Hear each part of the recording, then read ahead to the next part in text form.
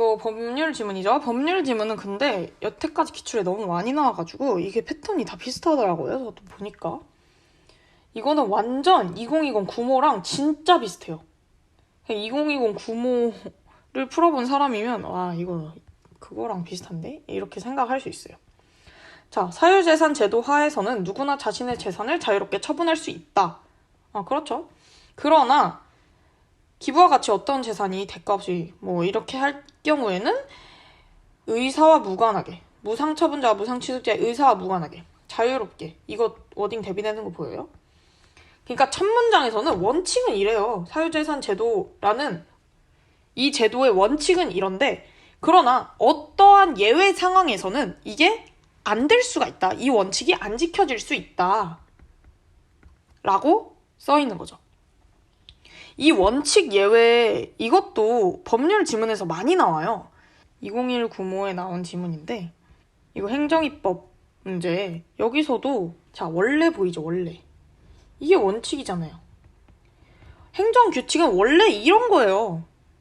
그러나, 예외적인 경우도 있다. 예외가 근데 훨씬 중요했어요. 이 지문에서는. 왜냐면 이 주제랑 관련된 부분이 원칙이 아니라 예외였기 때문이에요. 이거 법률 지문, 이거 기출 봤으면 이거 사유재산 지문도 똑같구나. 얘도 원칙은 이런데 예외에 대해서 이렇게 써줬고 앞으로 예외에 대해서 풀어가겠구나.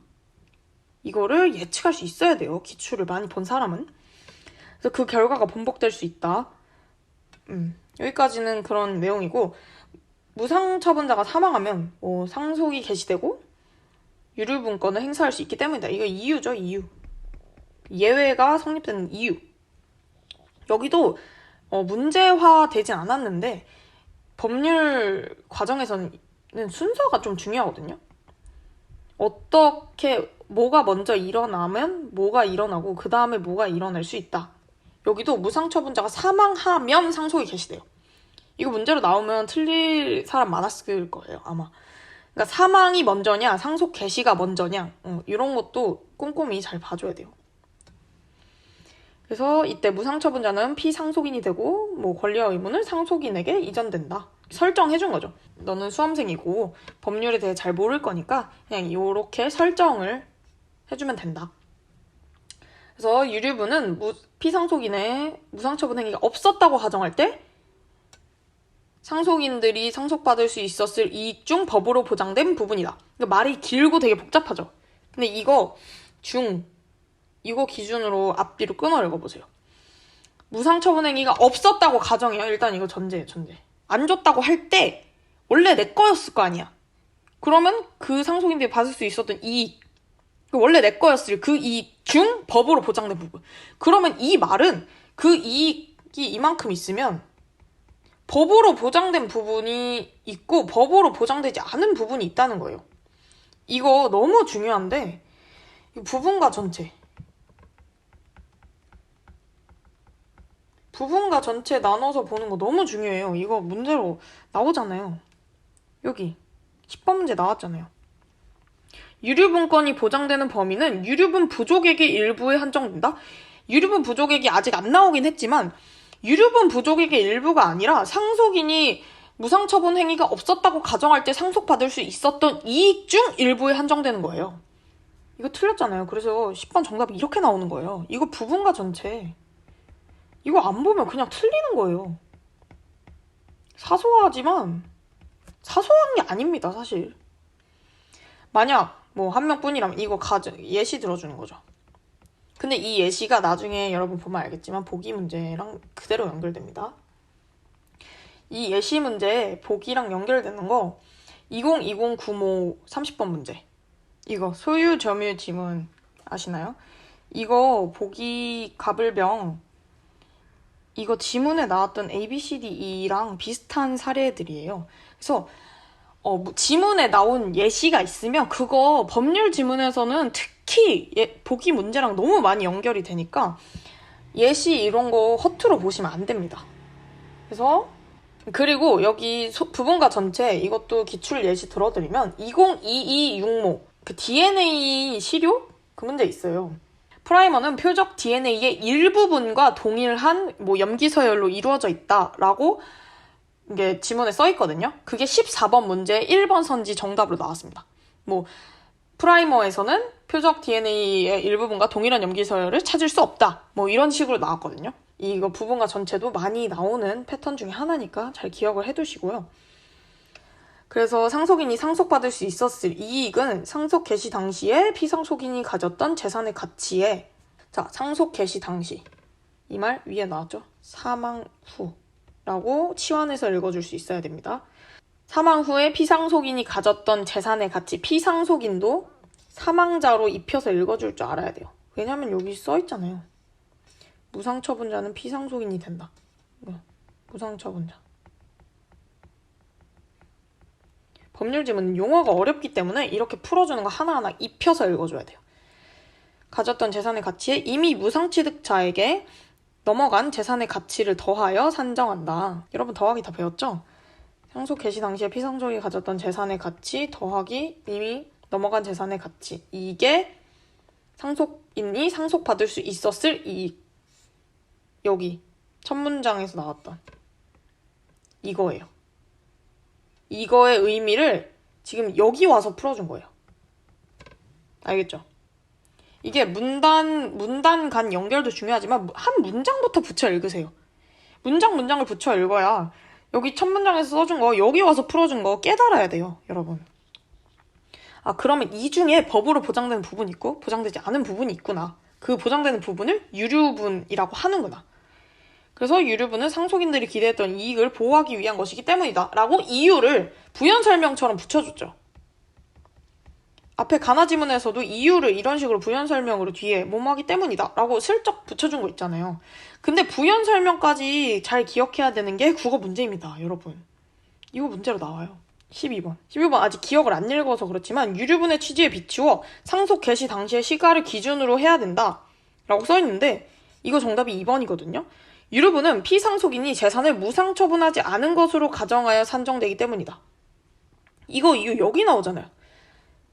무상처분 행위가 없었다고 가정할 때 기대했던 이익을 보호한다. 그게 이 말이랑 뭐가 다르죠? 12번 문제 2번 선지랑.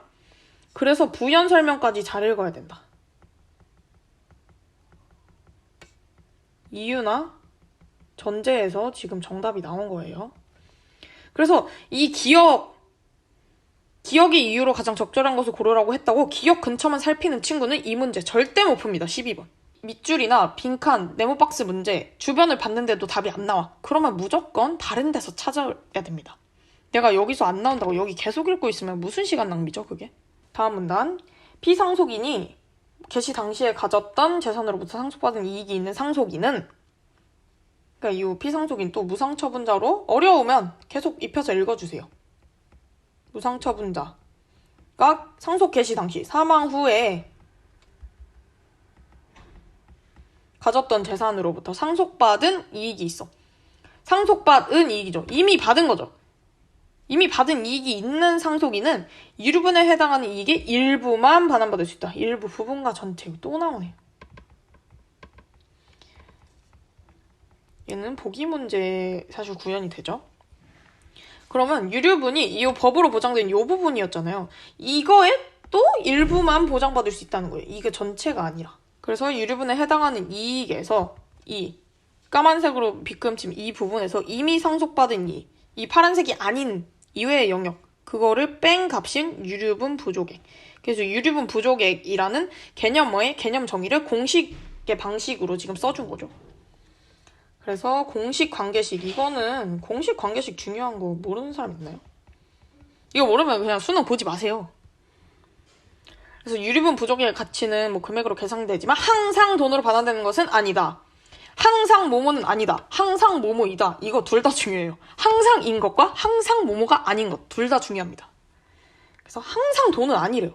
돈이 아니라 물건이나 주식처럼 돈이 재산이라면 처분된 재산 자체. 그러니까 돈이 아닐 수도 있다는 거죠. 물건이나 주식이 될 수도 있다는 거죠. 근데 여기 돈 이외의 재산 앞에 물건이나 주식처럼을 굳이 붙여줬죠. 그리고 뒤에 가서 물건을 구체화해주죠. 그래서 뭐뭐처럼이라고 써준 거 앞에 처럼 앞에도 잘 봐야 됩니다. 이게 나중에 구체화되는 경우가 많아요. 다만 이런 거 예외. 인간이 살아가기 위해 만든 거잖아요, 법은. 그래서 예외가 너무 많아요. 인간은 어느 행동도 할 수 있고 어느 상황에 처할 수도 있기 때문에 예외가 없는 법은 없습니다. 그래서 이 예외 하나하나 챙겨줘야 돼요. 이게 선지로 내기 좋거든요. 다만 그 재산 자체를 반환하는 것이 불가능할 때는 돈으로 반환한다. 또한 합의에 의해 돈으로 반환될 수도 있다.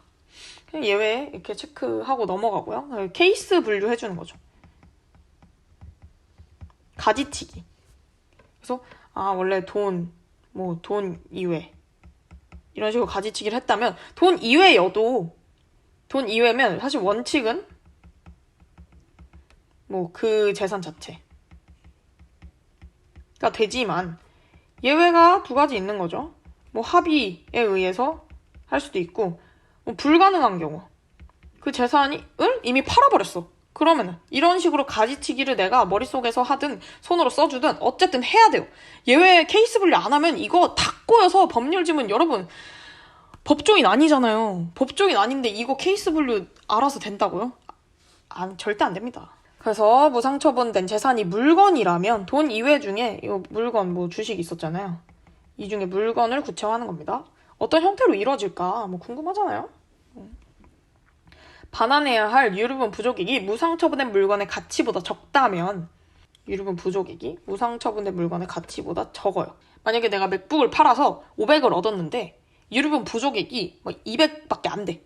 그러면은 그냥 그 물건의 가치에 상당하는 금액에서 유류분 부족액이 차지하는 비율만큼 여러분 비율입니다. 금액 빼기 이런 거 아니라 비율만큼 무상취득자로부터 반환받을 수 있다. 근데 여기가 솔직히 이해하기 어렵거든요. 그러면은 제가 방금 예시 들었듯이 예시를 알아서 스스로 들어보세요. 시험장에서. 반환해야 할 유류분 부족이 만약 200이야. 근데 처분된 물건의 가치가 500이야. 그러면 물건의 가치에 상당하는 금액이 500이죠. 유류분 부족액이 200이죠. 하는 비율 5분의 2 아닙니까? 반환받을 수 있다. 이렇게 예시를 들어줘야 나중에 보기 문제 이거 이해하기가 편해요, 여러분. 여기 와서 할 거예요? 다음 장 넘겨가면서 펄럭 대면서 이거 예시 들 거예요? 아니잖아요. 그래서 이거 무조건 읽으면서 이해하세요. 예시 들으면서. 이게 시간 로스인 것 같죠? 아닙니다. 여러분 보기 문제 풀 때 시간 확 단축시켜서 이거 시간 로스 절대 안 됩니다. 이만큼 반환받을 수 있다. 이로 인해 하나의 물건에 대한 소유권. 그게 지분이니까. 비율이니까. 누구는 5분의 2를 가지고 누구는 5분의 3을 가지고 소유권이 여러 명. 이게 지분이라는 거예요. 지분. 오케이? 그래서 각자의 몫이 지분이라고 한다. 이게 지분의 개념 정의를 준 거죠. 근데 얘가 시가가 변동할 수가 있잖아요. 막 금값 같은 거 계속 바뀌잖아요. 시가가 변동하면 부족액을 계산할 때 언제 시가를 기준으로 삼아야 할까? 이 문장 이거 주목해야 됩니다. 유류분 부족액을 계산할 때 라는 워딩을 굳이 넣어줬어요. 그리고 이게 솔직히 여기서는 중요한 걸 잘 모르겠는데 뒤에 여기 이렇게 정해진 요 마지막 문장 있죠. 지분을 계산할 때 이거 짝싹 맞춘 어구 아니에요? 유류분 부족액을 계산할 때 지분을 계산할 때 똑같잖아요. 그래서 짝싹 맞춘 워딩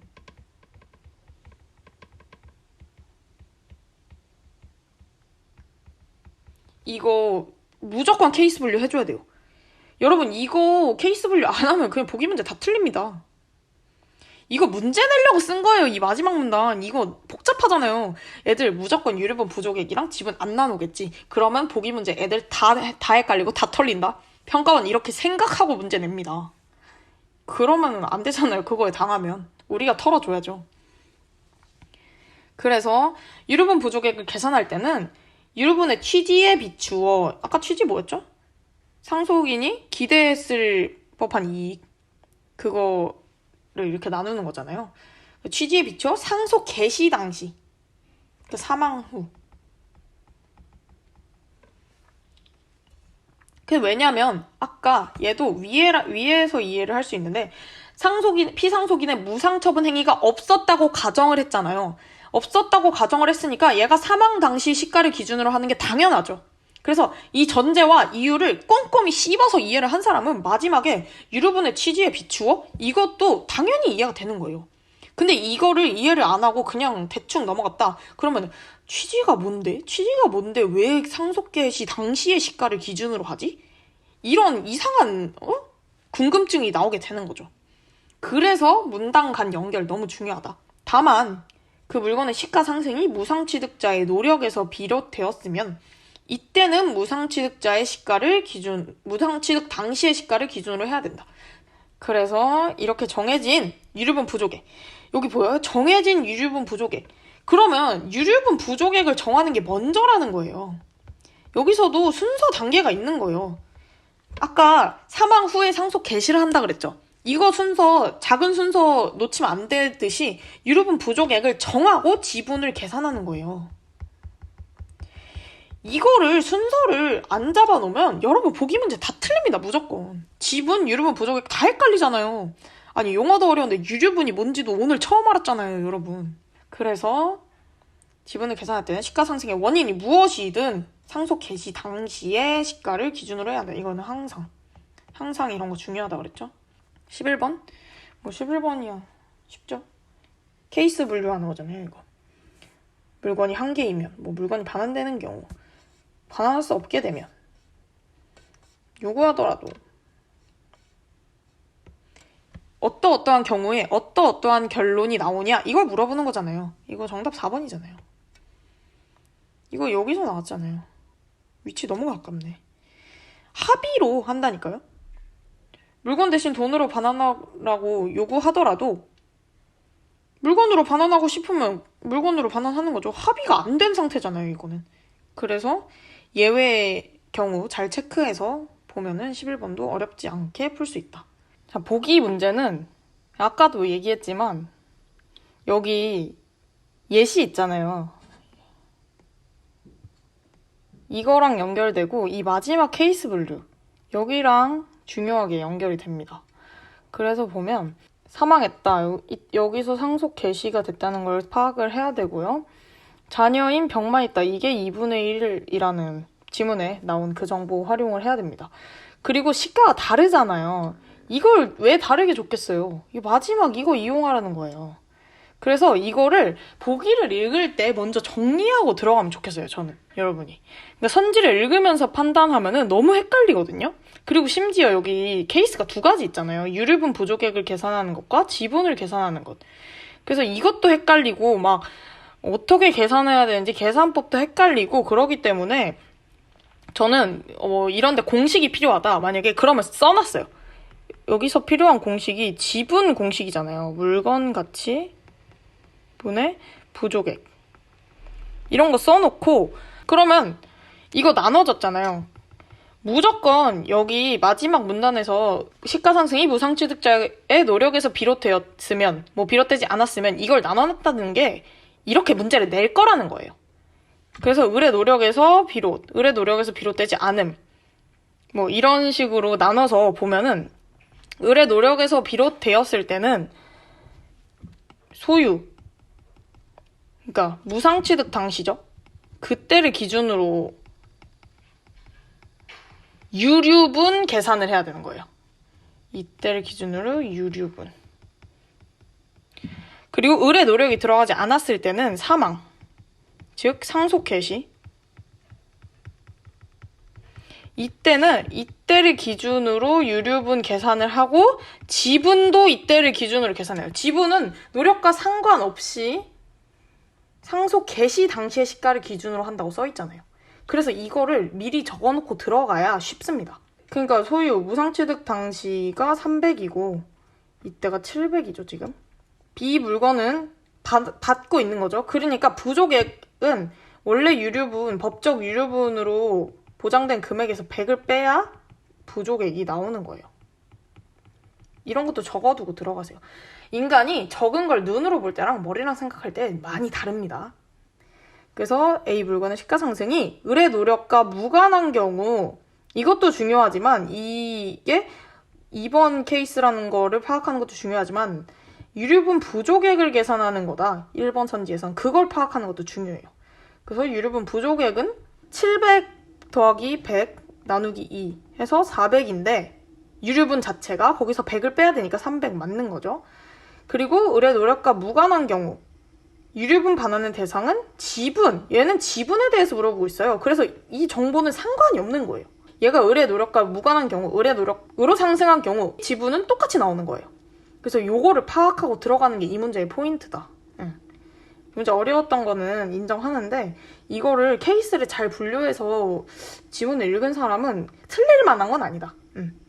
그래서 얘는 지금 물건 가치가 700이고 부족액이 위에서 구했죠? 300이니까 7분의 3 맞죠?